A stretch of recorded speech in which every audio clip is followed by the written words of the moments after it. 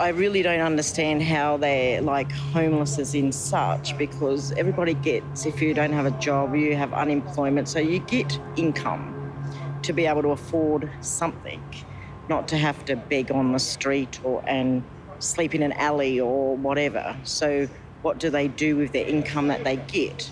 Surely they can go somewhere, cheap and get a room for a night or whatever. Yeah, I think a lot of it may be self-inflicted. I mean, ordinary people have got jobs and they manage to live and survive. If you talk to a homeless person, they seem to talk about the family that's broken up, and the financial situation that's led them to actually being on the streets. So sometimes it's not a choice to actually be there. My dad, he worked for a bakery, Tip Top, I think, Tip Top Bakery, and he had an accident in 1979, which ended his life at the age of 26. So I had no role model. I didn't have that father figure. The community's got to just understand that, we made a wrong choice in life, and it sent us on a path that, it has to come to an end sooner or later. When I was living in suburbia with my husband and children, I had no real idea about homelessness. It didn't really strike me until I felt I had to leave my husband because of his racist and sexist views. And then I basically fell into homelessness almost straight away because I went and lived in a car. I feel disadvantaged at being a woman from those times because I didn't go to university, which I'm really annoyed about because clearly I was smart enough. But all the focus was put onto my brother because he was a boy and my father thought he was brilliant. Whereas us girls, I've got 5 sisters, we were all quite smart as well. We were sort of ignored. I just feel like it was free then as well. Like I could have easily gone to university and I would have had a job that I liked. I used to try and keep hidden away under bushes and stuff and wander around the place and, probably do more or less what I do now, but with less comfort, basically. When I've been homeless, sometimes it's good to be ignored. Sometimes you just want people to leave you alone. So it's not necessarily a bad thing, ignoring the homeless. I remember one incident where in another boarding house I was staying with, where I was sharing the toilet facilities, there was violence involving a crowbar going out on in the hallway, so I ended up urinating in an empty milk bottle that I had, rather than go, I didn't want to go out in the middle of a fight involving crowbars. So, they have a definition of homeless. We have primary, secondary, tertiary. Primary being sleeping under a tree. Everyone agrees that's homeless. Couch surfing is also considered homeless because, you're moving from one person's couch to the other night after night. And in a boarding house like this is considered tertiary level homelessness because you can basically be thrown out at any minute. So, it's sort of homeless, although I don't really think of this as homeless because I've got a roof over my head and, I've got 2 radio shows that I do now, the Roominations one and then another half-hour music show in the afternoon. Good afternoon, my name is Spike and welcome to a special edition of 3CR's Ruminations. Ruminations is a radio program dedicated to housing and homelessness issues produced by people who are or have experienced homelessness. How does the community feel about homelessness and do we ignore homelessness? Look, the answer's pretty straightforward, yes. It's hugely stigmatised. It's one of the most stigmatised identities you'll find. It's more stigmatised than, say, a mental illness. It's more stigmatised than drug use, even though those things are sort of combined in there. Couple of points to make, though. One is that all homeless people experience that stigma. Now, the homeless population's very diverse. I mean, you'd know that. I mean, there's short-termers, there's long-termers. Not everyone's chronically homeless. And how people respond to that stigma's sort of interesting in some ways. A lot of people who are, particularly families who come into the homeless population, they tend to try and reject that identity. They try and distance themselves from other homeless people to not see themselves as the same. And they tend to use those sort of pejorative stereotypes that the public uses about the homeless. To describe themselves? Yeah, well, no, they use it to say, no, that's not us, Okay. that's them. So they actually actively distinguish themselves from the other homeless. So you see these interesting treatments around stigma in the homeless population itself. You know, the general community tend to think the reasons people become homeless because of drug use and mental health problems. They don't sort of locate it in broader social and economic structures. So, look, the question is, how does the community treat the homeless?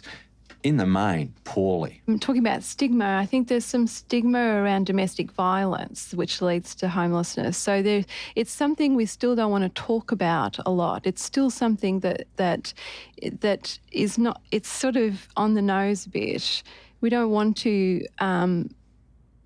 We don't want to acknowledge the fact that domestic violence is still a big issue in contemporary Australia, despite the advances of feminism. Women who end up in women's refuges, who then go into short-term housing, we just don't see that. And because of the rising cost of living in terms of finding a home, they're really stuck. I mean, if you're on the list for public housing, it's a 12-year waiting list. 34,000 people. Yeah, it's huge. Yeah. So when someone suddenly finds themselves out of a home and they're facing that news, it's a 12-year waiting list. And if you're new to this sort of area, you wouldn't know about things like cooperative housing or community housing, social housing alternatives.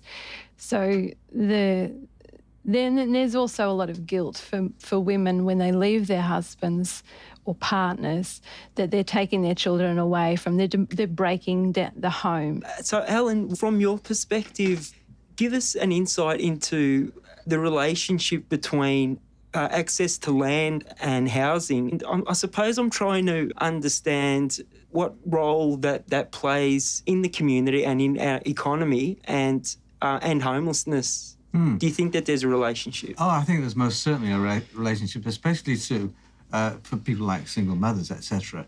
We've engineered a situation whereby the cost of housing is far in excess of what it should be. And the main reason for that is that we have these planning schemes which basically are rationing land. And if you ration land and there's more of a demand for the land than you allow to go onto the market, the price rises. Cost of housing is far in excess of what it should be. There's massive amounts of land in Australia. This isn't the Netherlands or Hong Kong or anywhere. We have massive amounts of land, but we have a planning fraternity here which limits the amount of land, and that raises the cost. Not only does that mean that people can't, or younger people can't afford to buy new houses, but it raises the cost of rents as well. There are consequences of saying we aren't going to allow that development in that area, and those consequences mean higher prices. And the real losers from this are those who don't own a house or need to rent a house. In terms of homelessness, housing is not the solutions, just as a single factor. Because people, if they don't have the stable incomes, no matter how cheap or how the accommodations, they can't stay under the shelter. Yeah. And individuals have their own stories.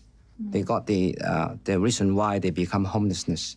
You've got to sort of pick up this issue that homeless population is very diverse. You know, single men will tend to move in different ways than families tend to move. Families will tend to stay located in their areas. So there's all of these patterns, and it means that you need a very nuanced response to it, you know. And when you've spent years and years and years at the margin, you don't just suddenly become part of the mainstream again. It has enduring impacts, being homeless, long term. Eventually, homelessness wears you down. You know, it just wears people down emotionally, physically, at so many different levels. You know, the fact that, you know, you live this sort of invisible life in some ways, it's not a good experience for people. I've got dreams, I've got hope, and, you know, and I'm just one day at a time, I'm working towards it, you know. If I don't have hope, I've got nothing. I think hope's a good thing.